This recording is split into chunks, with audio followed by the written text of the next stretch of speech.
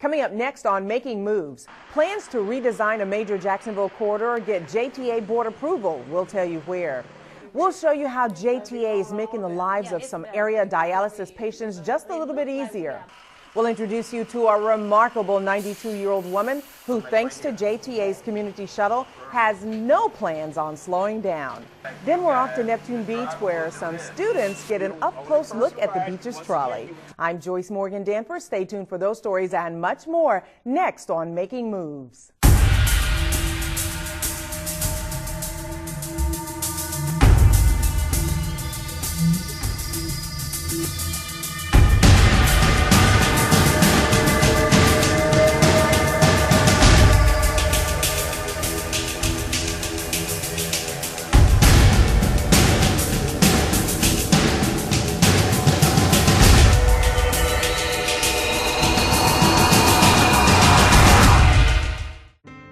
Are you heading down the road of foreclosure, not sure what to do next? Don't worry, all is not lost. You may still be able to save your home, but you have to act now. Here's some important tips from the Department of Housing and Urban Development. First, don't ignore the problem. Contact your lender immediately and know your rights. Read and understand your mortgage documents and learn about your state's foreclosure laws. Do your research. Know your foreclosure options, including loss mitigation. Don't pay for foreclosure advice. It's readily available for free from your lender or calling a HUD-approved housing counselor. Prioritize your spending. Look for ways to cut expenses. And watch out for foreclosure recovery scams and companies claiming they can stop your foreclosure immediately. Whatever you do, don't sign any legal documents without checking with a trusted professional. Still unsure about where to start? Call this number and speak with a HUD-approved housing counselor today. Owning a home is still the American dream, and we're here to keep that dream alive.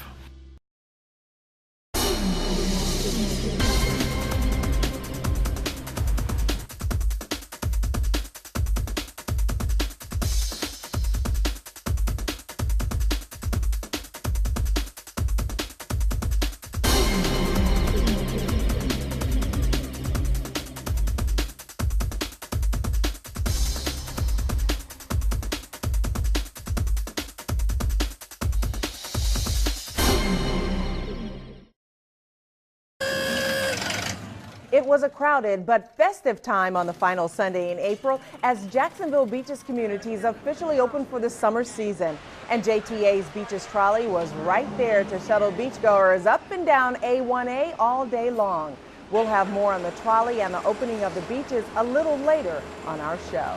Hello, everyone. Welcome to Making Moves. We appreciate you joining us today. I'm Joyce Morgan Danforth. JTA Executive Director and CEO Michael Blaylock will be joining me in just a moment. We begin, though, with some good news for commuters who use one of the busiest corridors in the region, where Interstate 95, J. Turner Butler Boulevard, and US 1 all converge on Jacksonville's south side. As you may recall, it was back in the summer of 2010 that the JTA opened 2 new Q lanes on Interstate 95 southbound approaching the JTB off-ramp, as well as 2 additional on-ramps from JTB to I-95 northbound.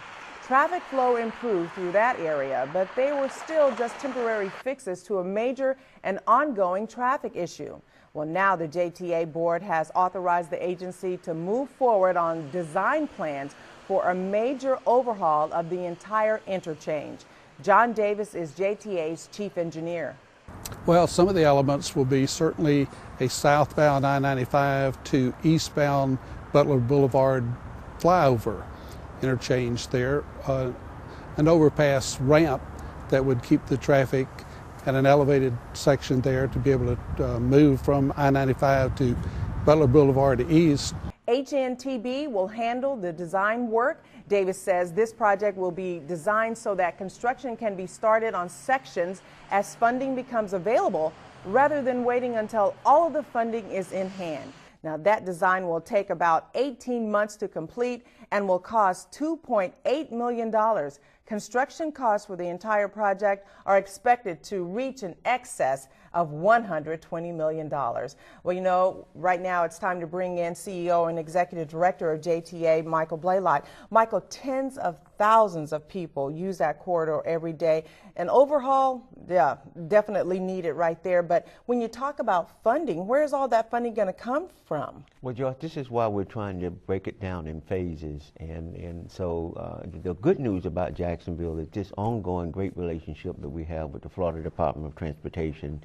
And through our recent efforts through the city of Jacksonville on Better Jacksonville, Jacksonville really does not have a road highway capacity problem. What we have is what we call choke points and bottlenecks. And I-95 in Butler represents a major bottleneck for us. So as one of the main focus that we've had over the years is to try to keep projects moving through the pipeline.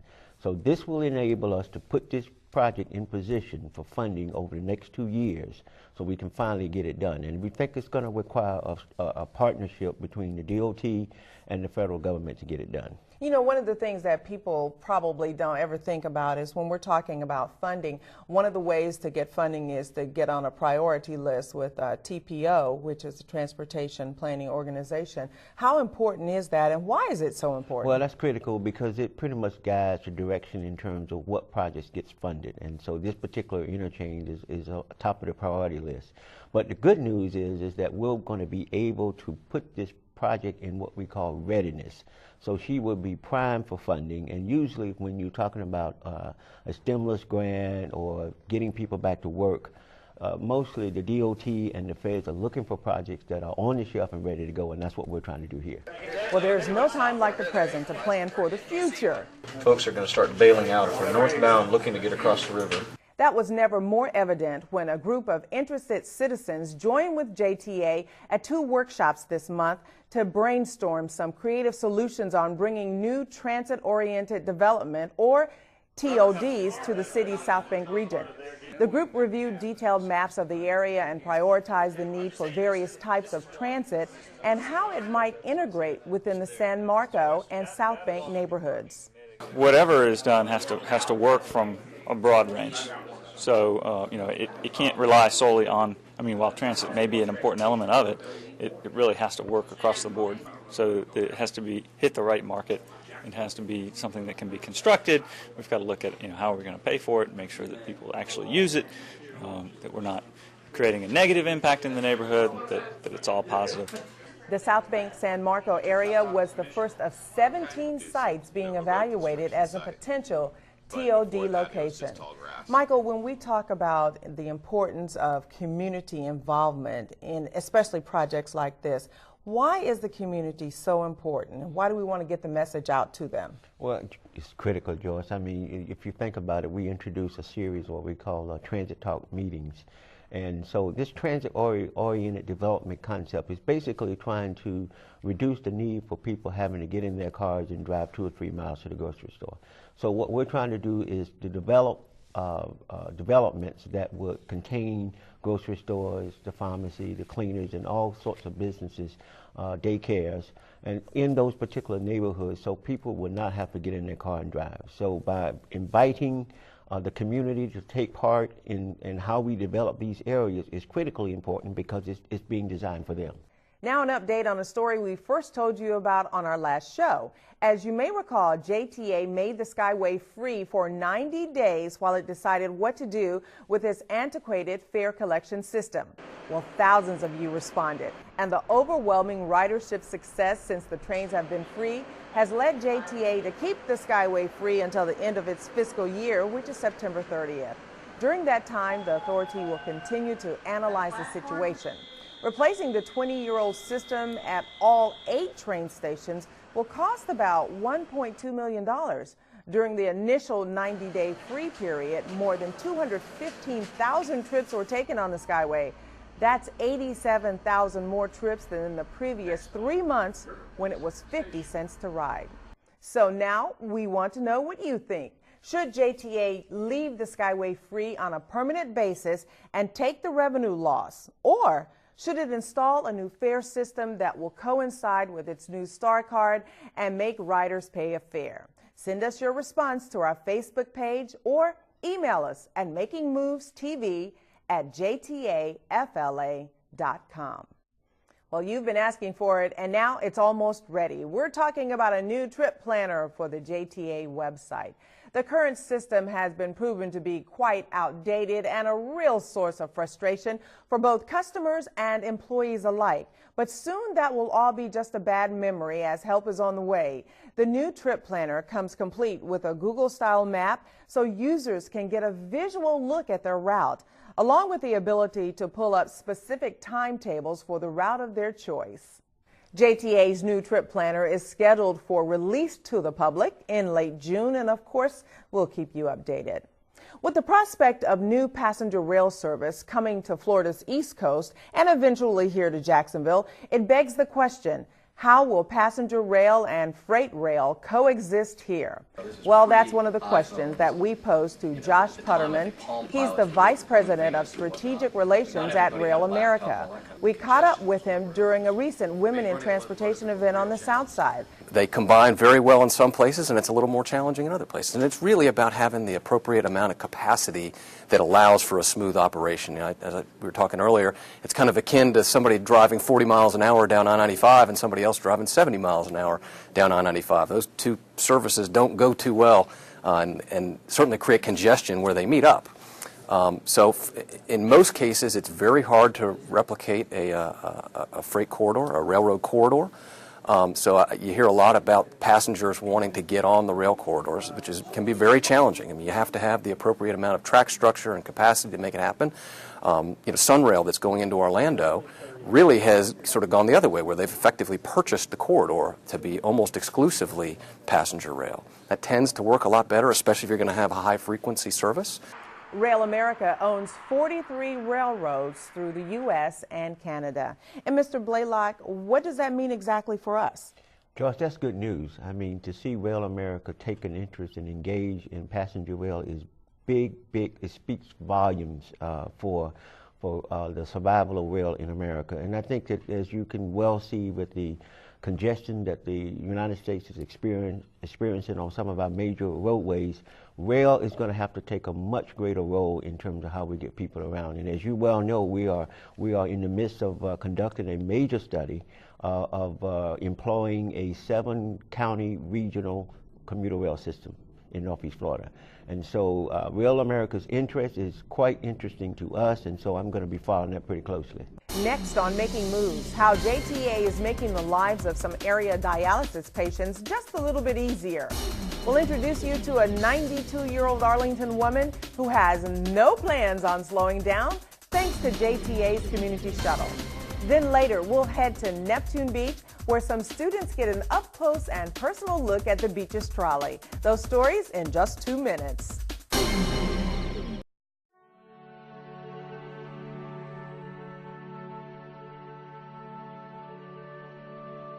When you've been around as long as we have, you learn to take some punches. You learn you're not always going to get it right.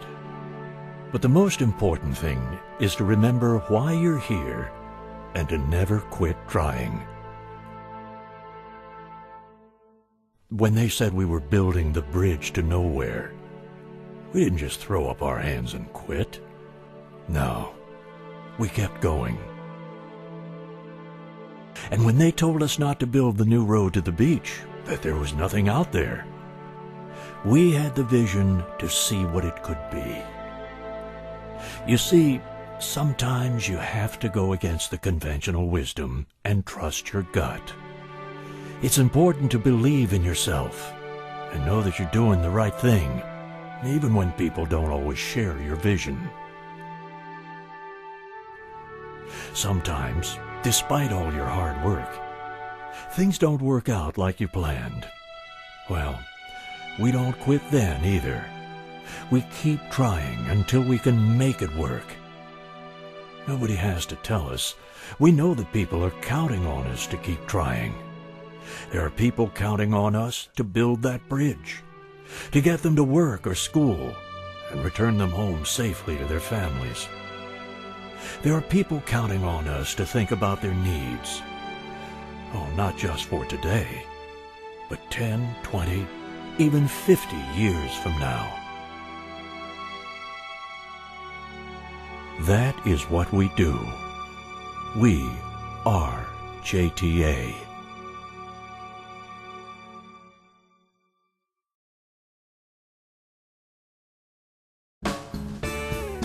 You're watching JTA Making Moves, honored by the American Public Transportation Association with its 2011 Ad Wheel Award. Kidney dialysis can be an exhausting experience. So when it's finally over, the last thing you want to do is just to sit around and wait for a ride home. Well, as Making Moves Eugene Lindsay tells us, thanks to JTA, patients at Shands Jacksonville no longer have that worry. Hello, everyone. How are everybody doing? Dialysis patients like Barbara Yeoman come to the Will Call Center here at Shands to wait for a ride home from JTA's paratransit and community shuttle services. JTA has provided quality transportation for patients at Shands for over 10 years now. But now the place where they come to catch a ride home is almost like home itself. But it feels much better. It's nice. It's a warm environment when we get through with our dialysis. We come on up here, and it feels much better. Because when I first came, I thought I was in the wrong room. The wrong room because the place where they've waited for years was nothing like this. A wide open space with modern seating, a little artistic flair, and of course, entertainment to help pass the time. The idea to spruce up the Will Call Center here at Shands is a direct vision of planners at the Jacksonville Transportation Authority. They came here and took a look around the old place, and like many of the clients, described it as dark, dank, and just simply uninviting. And for JTA, when it comes to serving their clients, they say that's just not good enough. That was the whole intent, was customer service. We recognize customers as our number one value. Our number one goal is to improve the customer relationship with us. So we wanted to make it a little more comfortable, make it a more visible, make it a place where they want to go. And to make sure they hit the mark, they went straight to the source of those who work here and use the facility every day. Before it was like a closet, it looked like a closet, like a storage room. Now it looked like an office. You know, it's much better, it's a little more professional. We get that a lot, it's more professional. And it is a much more room for the wheelchairs to roll in, I like about it because it's plenty of space, and you be treated right when you come in, and they send you home right and bring you back. It's really good. Good afternoon, JTA Connection. Teresa speaking. How may I help you? And with plans to add 2 more community shuttle stops to the Shands route, this home away from home could soon be seeing a lot more guests. Eugene Lindsay, JTA, Making Moves. Local radio host Melissa Ross recently opened her studio to JTA to talk about the agency's new Star Card. Mass Transit Director Clinton Forbes and Deputy Mass Transit Director Khalid Shamud joined Ross on a recent episode of her First Coast Connect program on station 89.9. The duo talked about the benefits of the Star Card and how riders can get one of their very own. The Star Card was launched back in January. Well, one Arlington woman has found both flexibility and independence thanks to JTA. At 92, Bernadine Jensen uses the Arlington Community Shuttle to go when and wherever she wants just by making a phone call. We get more as she tells us her JTA story. Bernadine Jensen takes the community shuttle to the grocery store, pharmacy, and even doctor's appointments anytime she wants to go. Good morning, how are you? I quit driving when I was 88 because I always said old people shouldn't drive. Well, then I decided you're old, you better stop. She knows that family members would help when possible, but she says it's not necessary as long as the community shuttle is around. I tell them what time my appointments are, and they'll tell me what time the bus will be there. Jensen has been in Arlington just a few months, but the shuttle service has been so good for her that she went the extra mile and sent a letter to tell transportation officials about her experience. Like this morning, 9:30, and they were there at 9:30. And there's only a 10-minute window, which is nothing when they tell you there's a 10-minute window, 9:45 to 9:55 or something like that. But it's there in that 10-minute period. No, it's great. Clients who use Community Shuttle can get service in two ways. First of all, they can just go to their regular stop and catch the shuttle there. If they don't want to do that, for only 50 cents more, you can get service right at your doorstep.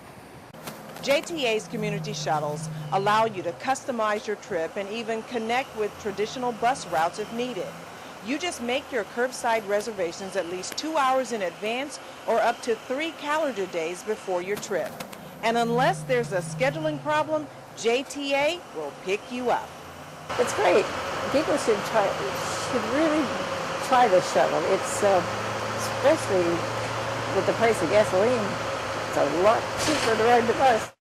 Along with the shuttle in Arlington, there are 9 other neighborhood shuttles: the Beaches, Cecil, Dinsmore River City, Edgewood, Gulfbrook, Mandarin, Northside, Ortega NAS, and Talleyrand. For reservations, call 904-598-8724 or just go to our website, jtafla.com. Well, still to come on Making Moves, some local students get an up-close and personal look at the Beaches Trolley.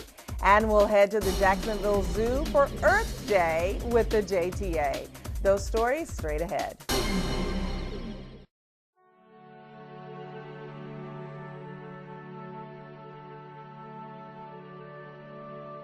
When you've been around as long as we have, you learn to take some punches. You learn you're not always going to get it right. But the most important thing is to remember why you're here and to never quit trying. When they said we were building the bridge to nowhere, we didn't just throw up our hands and quit. No, we kept going. And when they told us not to build the new road to the beach, that there was nothing out there, we had the vision to see what it could be. You see, sometimes you have to go against the conventional wisdom and trust your gut. It's important to believe in yourself and know that you're doing the right thing, even when people don't always share your vision. Sometimes, despite all your hard work, things don't work out like you planned. Well, we don't quit then either. We keep trying until we can make it work. Nobody has to tell us. We know that people are counting on us to keep trying. There are people counting on us to build that bridge, to get them to work or school, and return them home safely to their families. There are people counting on us to think about their needs.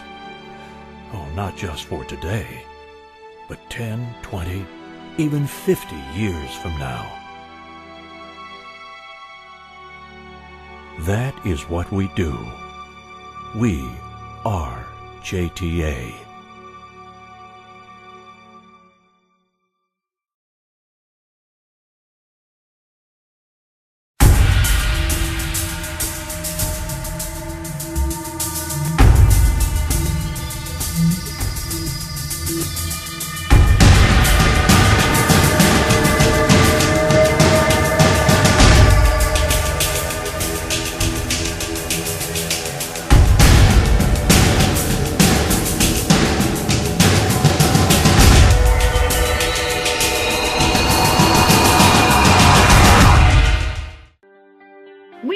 Global community where information can be delivered instantly. But having access to information and getting accurate information don't necessarily go hand in hand. That's where we come in. We are Making Moves, the First Coast's premier source for transportation news. At Making Moves, we strive to deliver timely, reliable, and pertinent information about the transportation stories that affect our community. From transit to roads, we've got it covered. Making Moves, now on Facebook. The Beaches Trolley was one of several service vehicles on display at the annual Truck and Transportation Day at San Pablo Elementary School. Kindergartners got a first-hand lesson in transportation careers and the trucks that they use. JTA bus operator E.J. Wilson welcomed the students on board and gave them a look at all the features of the trolley, including how the bus lowers to allow passengers on and much more. Now, these youngsters and their parents enjoyed this in-school field trip. It was so cool, like, liked it, and like, it's like awesome, like, I've been to the school before, and like, I am in here to truck day, and it's so cool. Well, I think a lot of people don't really know, like, what their jobs are and what they do and how they help us in the community. You know, especially the trolley. We live at the beach, so we see the trolley up and down, you know, the streets all the time, people using it. So, yeah, it's nice to see what their jobs are and what they do. There were other trucks for students to tour and get a feel for how different vehicles are used to serve and to protect our community. Well, our children need to know about trucks, especially the trolley, because our children don't really ride trucks and buses. They usually are car riders, and they need to know about this information. This is the 5th year that San Pablo Elementary has held the Truck and Transportation Day event.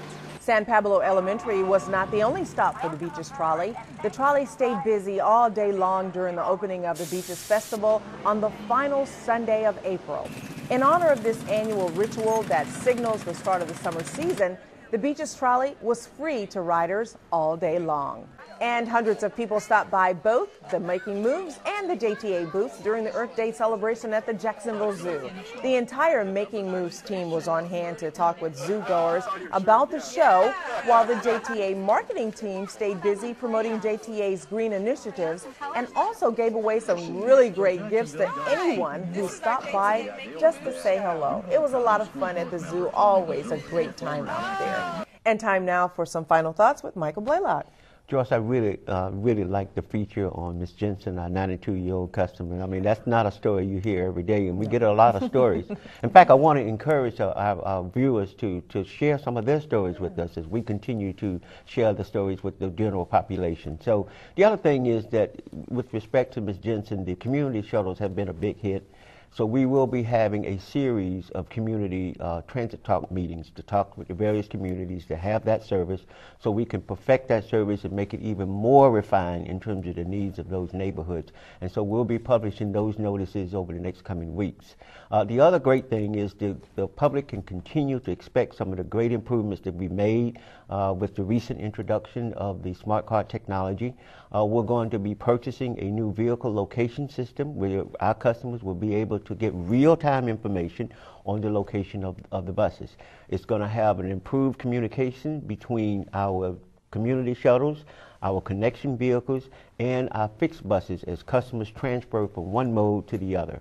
So I think the public has a lot of things to really look forward to, and I'm really excited about it. Oh, that sounds exciting, just thinking about it, and just being able to use technology in this way to just help us. Yeah, and it's just the way to go. It's the way to go. Save a lot of money, too. Absolutely. Thank you. And that wraps up this edition of Making Moves. We hope you'll be back with us real soon. If you missed any part of this show or just want to watch it again, complete episodes of Making Moves are always available online at jtafla.com. And of course, make sure to stay in touch with us on Facebook or our YouTube channel, JTA 904. For Michael Blaylock and the entire Making Moves team, I'm Joyce Morgan Danford. We'll see you again the next time we're making moves.